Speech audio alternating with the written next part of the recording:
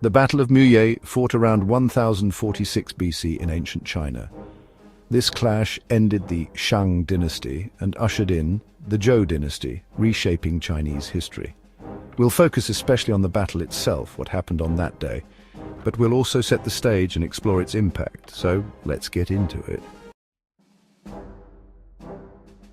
The Shang Dynasty ruled northern China from around 1600 BC to 1046 BC. Known for bronze work and oracle bone writing, they were a powerful state with their late capital at Yin, near modern Anyang.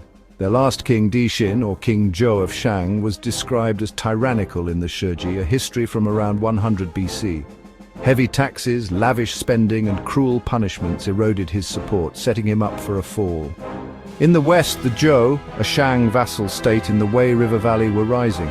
King Wen built alliances before his death, and his son, King Wu, took over. With help from his brother, the Duke of Zhou, and advisor Jiang Ziya, King Wu united tribes and Shang defectors. He claimed Dixin had lost the mandate of heaven, the right to rule based on moral conduct, and prepared to march east by 1046 BC. The Zhou army advanced toward Yin. At Mengjin, King Wu rallied his coalition, listing Dixin's crimes to justify rebellion per the Shiji. They crossed the Yellow River and reached Muye, a flat plain south of Yin. The Zhou likely had 10,000 to 20,000 troops, while the Shang outnumbered them, perhaps 50,000, bolstered by chariots. The Battle of Muye took place around 1046 BC, likely in late winter or early spring on the open terrain of Muye. Dixin had scrambled to assemble his army, pulling in regular troops, vassal forces, and a large number of slaves and prisoners. This was a desperate move.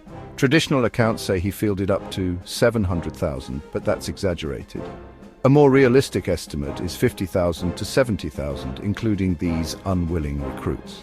The Shang also had chariots, wooden horse-drawn platforms with archers or spearmen, giving them a technological edge. Each chariot typically had a driver, an archer, and a warrior with a bronze-tipped spear, making them fast and deadly on flat ground. The Zhou army under King Wu and Jiang Ziya was smaller but better organized. They likely had 10,000 to 20,000 infantry, including spearmen and archers, plus some chariots of their own, though fewer than the Shang. Their coalition included Zhou regulars and allied tribesmen, armed with bronze weapons, swords, spears, and dagger axes. Jiang Ziya, a skilled tactician, would have planned the assault, though exact strategies aren't recorded. The battle began when the Zhou advanced on the Shang lines. Dixin positioned his forces with the conscripts, slaves and prisoners up front, hoping their numbers would hold. Behind them were his loyal troops and chariots ready to exploit any breakthrough. But this front line was a weak link. Many of these men were poorly trained, barely armed, and resentful. Some had been pressed into service days before. The Shiji claims that when the Zhou attacked, these conscripts didn't just break. Hundreds, maybe thousands, turned their weapons on their own side. This mass defection threw the Shang formation into chaos early on. The Zhou capitalized on this. Their infantry, disciplined and motivated, pushed forward with spears and shields, targeting the crumbling front. Jiang Ziya likely directed a concentrated strike, aiming to split the Shang ranks. As the conscripts faltered, the Shang chariots rolled in to stabilize the line. These units charged the Zhou, loosing arrows and swinging bronze blades, cutting down some attackers. But the Zhou held firm, possibly using their own chariots to counter or archers to pick off drivers.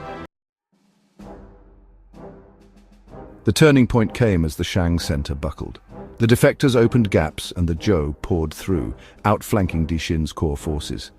The Shang chariots, now isolated, lost their momentum. On a crowded, chaotic field, their speed became a liability. Zhou infantry swarmed them, targeting the horses or dragging crews off with dagger axes. The loyal Shang soldiers fought fiercely, but their numbers dwindled as the Zhou pressed their advantage. Dixin, watching his army disintegrate, couldn't stop the rout. The battle was brief, likely a few hours at most. His forces scattered, some fleeing north toward Yin, others cut down on the plain. King Wu's coalition pursued, ensuring the Shang couldn't regroup. Dixin abandoned the field, retreating to his capital as the Zhou closed in. Back in Yin, Dixin fled to his deer terrace pavilion. Tradition says he burned it and died inside, ending the Shang Dynasty in 1046 BC, though whether by suicide or accident isn't proven. King Wu took Yin, declared the Zhou Dynasty, and integrated some Shang nobles into his rule. The Duke of Zhou later solidified the new regime as regent. The Battle of Muye was a fast, brutal clash that ended the Shang and began the Zhou in 1046 BC.